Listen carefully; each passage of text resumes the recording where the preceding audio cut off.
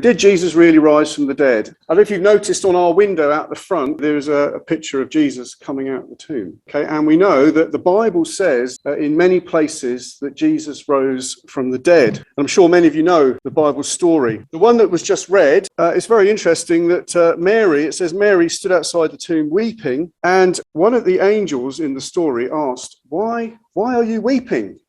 I mean, for her, it was because she loved Jesus and he'd gone. But if you think about it, Mary weeping at the tomb, I've got a picture of her somewhere. Mary weeping at the tomb is actually the most unsuitable thing ever from God's viewpoint from heaven. You know, for us, it's natural, isn't it? And it's absolutely right that we weep when someone dies. But at the empty tomb of Jesus, from God's viewpoint, it's really weird, because if you believe the story, death has been conquered and beaten by Jesus Christ, which gives hope to all of us, because we're all sadly going to die. So actually, the tears of Mary were the most unsuitable tears in all time and history. In fact, if you don't believe me, I don't know if you noticed in what Daniela and Karina read, the angel said to her in verse 13, "Woman, why are you crying?" In other words, if death's beaten, why are you weeping? And then when Jesus appears to the woman, he says the same thing. He says, "Woman, why are you crying?" I know for us, it's natural. Now, you all know the story, don't you? The basics, anyway. Here's the tomb, one I drew earlier, like they say on Blue Peter. Okay, now, Jesus, as you know, was crucified on Good Friday, hung on a cross, and was put inside the tomb. And there were some very grumpy Roman soldiers, they didn't believe in Jesus, or at least one of them did, but most didn't. And they were sent to guard the tomb because people were afraid that disciples would steal the body and make up a story about him coming alive. So they put some soldiers in front of the tomb, all right? They didn't go in the tomb, but I'm going to put him in the tomb because it makes it easier for me. Okay? And then, as I said, you got Mary weeping. And she goes to the tomb to see, or to hope to see, Jesus' body, although she knows there's a big rock in the way. So they all go to the tomb. Right, now, something happened, as you know, according to the Bible story, in that Mary suddenly couldn't find the body and was weeping. And then she had an experience of meeting the risen Lord and runs off to tell her friends. That's right. The Roman soldier, he got really scared because apparently they saw an angel and they ran and fled and left the tomb. And the tomb was empty. Oh. You think that card is Jesus, don't you? No. See, Jesus is gone. There was an angel and he is risen and he's not there. You see? They don't call me Simon the Magician for nothing, you know. He's risen, you see, he's not there now. That's what happened to Jesus. Where's Jesus? Well, he's gone. And I'll show you just one more. I'm going to go back to the story in a minute. This is the empty tomb, okay? Empty, it's empty, it's empty, empty bag. Right, this represents the body of Christ. I know it's an egg, but hey, it's Easter. So the body goes into the tomb. Now, that's normally, I'm not insulting your intelligence. You know, we all know that dead people don't come back to life. That's against the laws of nature. But the Bible says that God, as a very special thing, reversed the laws of nature and did something very special inside this tomb. All right, God was in there doing something. And when they came to find the body of Jesus, gone. I don't know if you can see it. Can you see it? Let's have a fiddle around. Surely it must be in here. Come on. Right, let's just turn it inside out.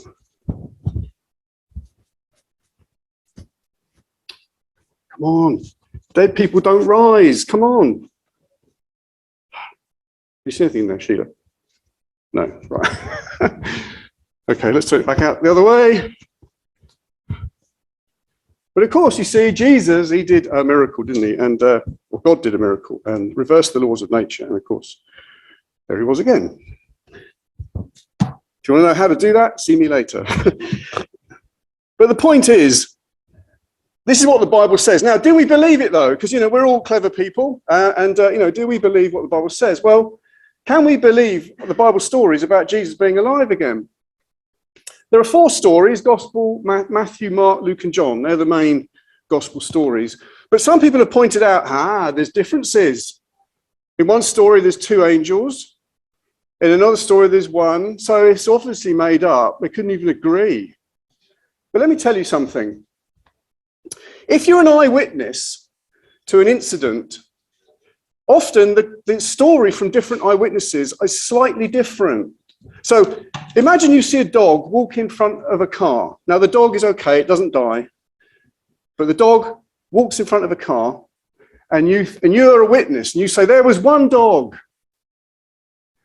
But you see, someone over the other side of the road, from another angle, would have seen that there was a dog chasing that dog that made it cross the road. And so the other person says, no, there were 2 dogs.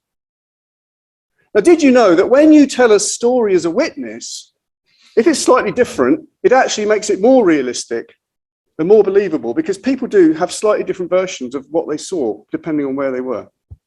So it doesn't matter if Matthew says there were 2 angels and Luke says there was 1 or whatever. Now, none of us were there. Hands up if you were there to see Jesus come out of the grave. Were you there 2,000 years ago? Any of you 2,000 years old? No. None of you were there. So we can't, how do we believe this stuff? Well, there are clues, there are clues. Now, I've got a cat called Mittens, and she likes to destroy things like Christmas trees.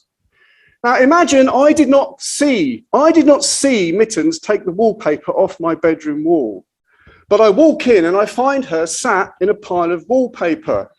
Now, I haven't seen it, but there is some evidence. And then I discover that my children have drawn a picture of a big mouse on the wallpaper.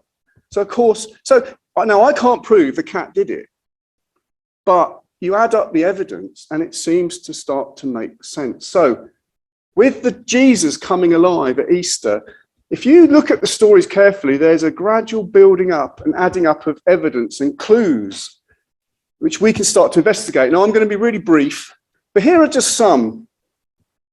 The first one is that Jesus appeared first to women. Ladies, you're honoured. Now, a lot of people think if this was a made-up story in those days, they would have picked a man, because it was a male society. The men were in charge, supposedly. And they would have picked a man. They would have picked Peter to see Jesus first, or John. But no, they saw Jesus appeared to ladies, and angels appeared to ladies. And I also think there's a beautiful irony in that, because in the Garden of Eden, the person that the devil tried to appear to first was Eve. And here, God is reversing it. I'm going to honor the lady.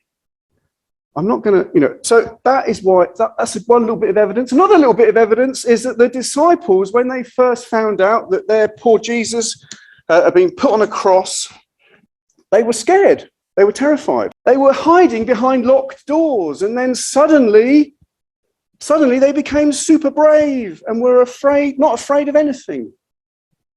What caused that? Maybe they saw Jesus alive again.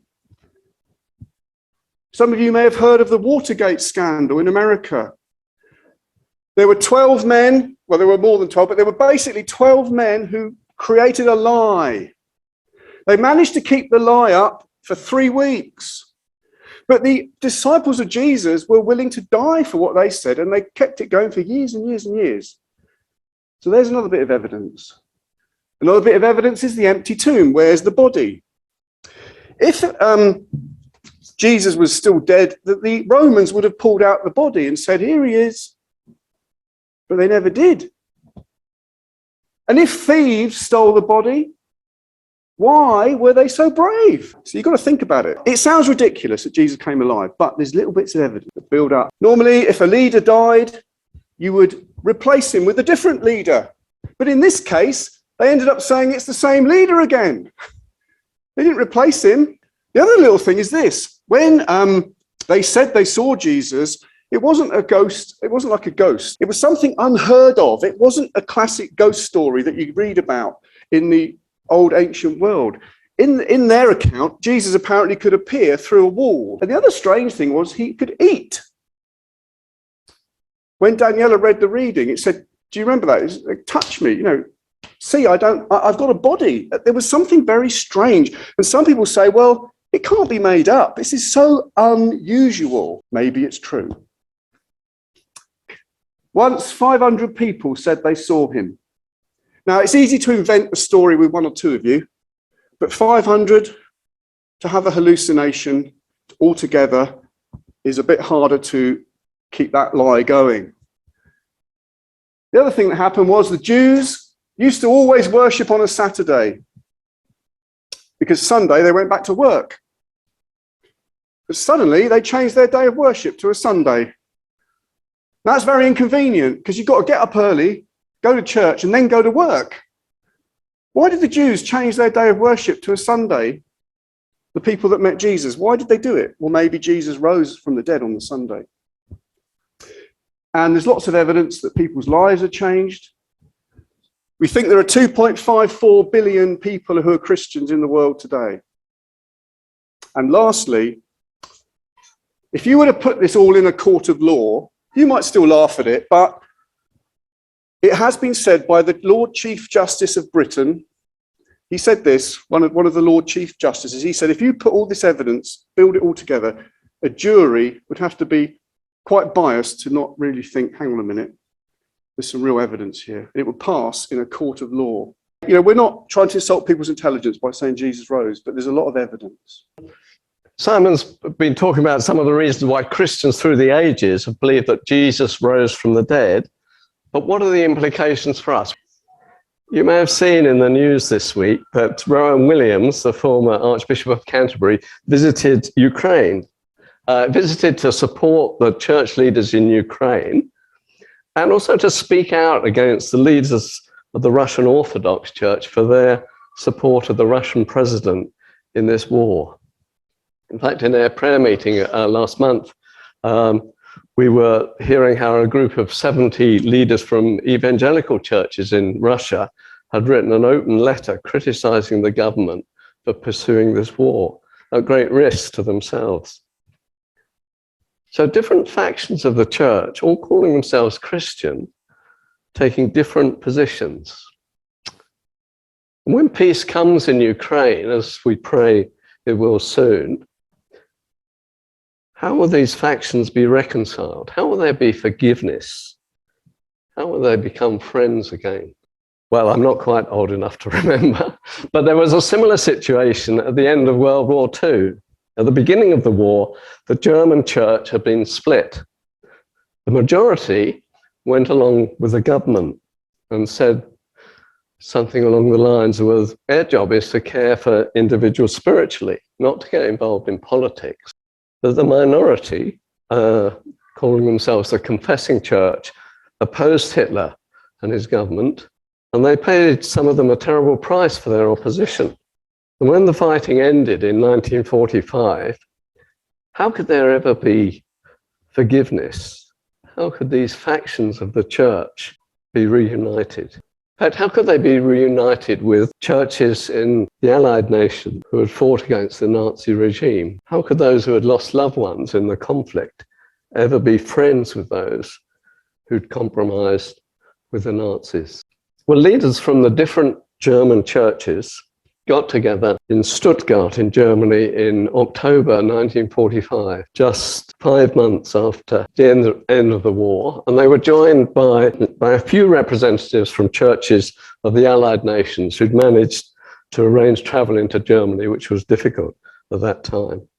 And they spent 3 days talking and praying together. And together they agreed on a joint declaration. And there was reconciliation and there was forgiveness. And I believe that that meeting of the church leaders actually set the tone for the reconciliation and political stability in Europe that's prevailed, thankfully, over most of their lifetime. But how were they able to do this? How were they able to forgive each other? I want to suggest two things, really. Firstly, they acknowledge that none of them was without guilt. The declaration, if you read it, and it's only one side of A4, talks of a solidarity of guilt. None of them were without guilt. One of the church leaders involved was Martin Niemöller. Martin Niemöller had opposed Hitler and in fact had been locked up in a German concentration camp for 7 years. But Martin Niemöller was full of remorse for not being more active in his opposition to Hitler in the early 1930s when the stone was being set for what would happen in the future. So firstly, they all acknowledge their guilt. Secondly, they look to God. The declaration states that our hope is in the God of grace and mercy. When we realize how much God has forgiven us, then forgiving others is not nearly as difficult. It's a Christian responsibility. That was Jesus' teaching, wasn't it? Remember the story he told about the unforgiving servant? And forgiveness is one of the central messages of this Easter story that we celebrate this morning. Now, we're all tempted to say, aren't we, what do I need forgiveness for? I'm not a war criminal. I've never murdered anybody or robbed anybody. Why do I need to be forgiven? And if we think like that, I want to suggest that we haven't really begun to understand the message that God has chosen to reveal to us through the Bible, throughout the Bible. And that message is that God created us to be in a loving relationship with himself. And we've turned away from that relationship. We've gone our own way rather than his way. And we've put ourselves at the center rather than the one who created us. We have not obeyed the rules that God established for a relationship with him. When Jesus was asked to summarize the essential rules for a relationship with God, he said this: love the Lord your God with all your heart and with all your soul and with all your mind and with all your strength, and love your neighbor as yourself. Sounds simple, doesn't it? Just 30 words. But which of us can say that we follow these rules? Yes, we like to pretend that we don't need forgiveness. We like to delude ourselves, I think, that if we could just get rid of a few bad people in the world, then everything will be fine. It will be great.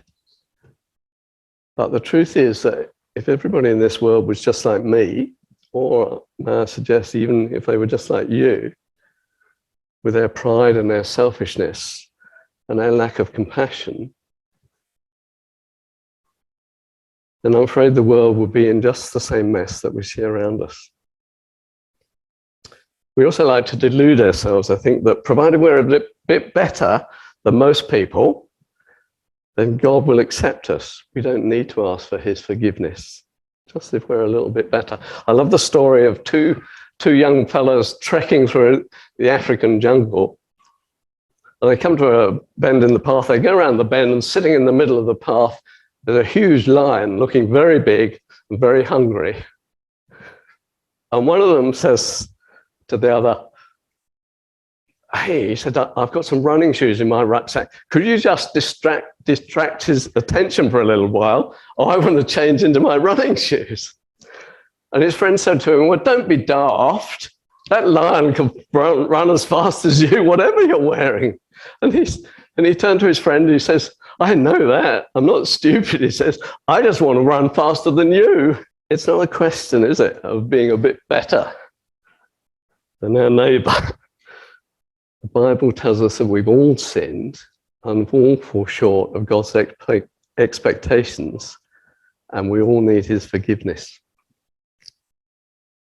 And the Easter story tells us that our sin is serious. It's not something that God can ignore or brush under the carpet and say, let's pretend that it doesn't matter. It's so serious that the only way it could be rectified was by God himself, God the Son, Jesus, coming into our world and dying a cruel death in our place for our sins, so that our relationship with God could be restored. That relationship that we were designed for, that relationship can be re-established. Jesus was rejected and forsaken and crucified in order that we can be forgiven. And perhaps we'll never understand quite how that works, how the death of Jesus can reconcile us to God, but this is what the Bible teaches. As the classic Easter hymn puts it, there was no other good enough to pay the price of sin. He only could unlock the gate of heaven and let us in. We may not know, we cannot tell what pains he had to bear, but we believe it was for us he hung and suffered there. The great message of Easter is that God has taken the initiative to achieve our forgiveness and our reconciliation, and that through this initiative, we can be friends with God, the relationship that we were created to be in right from the beginning. And that was the message that Jesus gave to his disciples on that first Sunday. As Louis read to us just now, Jesus said to his disciples, repentance for the forgiveness of sins will be preached in my name to all nations. And that is what those disciples did. That is what has been done throughout the ages. And that's what we continue to preach 2,000 years later. That if we repent, and that doesn't mean just feeling sorry. That means if we turn away from our sin and selfishness, if we turn towards God for his direction in our lives, then we are forgiven and we can live as we were intended to, as friends with God, our loving creator. I was actually walking with a couple of friends in India through a mangrove swamp. This actually happened to me, and they told me there were tigers. There are tigers in the swamp. They said, Simon, you walk in front of us. You're quite a big boy and you make a nice, better packed lunch for the tigers. So we'll hang back. That actually happened to me. But there was actually a fence, so it was all right. Okay, now it's bag time. You've seen these bags down here. Now, I would like to ask, I don't know I'm going to ask them, but Joey and Alex, if you could come, and maybe Karina as well, or one of our offspring. Can you just go around with a box and everyone take a bag, please? And if you're a man, don't worry if you end up with a pink one, all right? Just live with it. One thing Tony said was, as the second set of words, was friends with God. And I don't know if you remember back to the first reading, but when Jesus finally appeared to Mary, he called her by name. She thought he was the gardener because he was perhaps slightly different in appearance after the resurrection. And he said, Mary. And I just wanted to say that God really knows you and wants to be your personal friend by name. Now, in your bag, you may not feel happy today, but in your bag, there is a smiley sticker. Now, if you would like to stick it on yourself, there's probably 2 in each bag. Not to say you're happy with your situation, you may be having difficulties, but to say you're happy that God wants you to be his friend. You just for that reason only. If you stick a little smiley sticker on your chest, I've got one here. I got an orange one. There you are. Nice glitter sticker. That's just to say, or to remind you, you may not feel great today, but that God does want to be your friend, through Christ. He wants to be your friend. But it isn't just a friend. There's something else that the Lord wants for us. Invited to follow Jesus. Now, in the story that I had read at the beginning, when Mary realizes it's Jesus, she wants to hold on to him. She sort of wants to grab his feet. She can't believe it's Jesus who she loves. And Jesus, though, says to her, he says, do not hold on to me, for I have not yet ascended up to God the Father. And he says, go instead and tell people.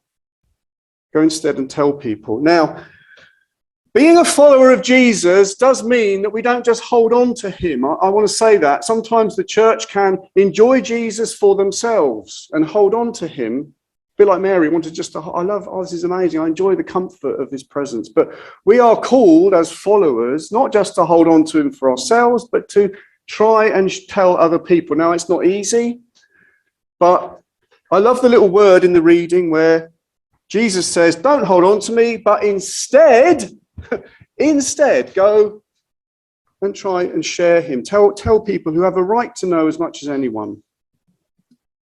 Because Jesus died for our forgiveness on the cross. But you know why he rose from the dead? To beat death, yes. And that gives us hope that death is not the end for us. But it's like a stamp of approval. By God raising Jesus from the dead, it's like God saying, I accept this sacrifice for forgiveness. I accept it. I authorize it. The other thing about being a follower of Jesus is that what we have to say is really important. It's a word of victory. You know, if death has been beaten, it's amazingly good news. Now, we're all going to die. That doesn't stop us dying, but it does mean that death is not the final word. Did you know, and I'm sorry if this is a bit sensitive, I know some of you have lost people who you love, but the word cemetery in the Greek, it actually can sort of be translated to mean a sleeping place or a dormitory, where basically the thing about being asleep is that one day you wake up again. Now, I know it looks impossible. You look at a person's dead, there's no way. But the Bible teaches that because Jesus rose, one day when he returns to the earth, when he comes back at his second coming, we will have a raised body, a new resurrection body. We won't just be dead forever. So it's a word of victory. It's a word of victory. And in your bag, you will find an object. It's a party blower. Now, if you fancy giving a good old toot, quite loud, please, because it's not.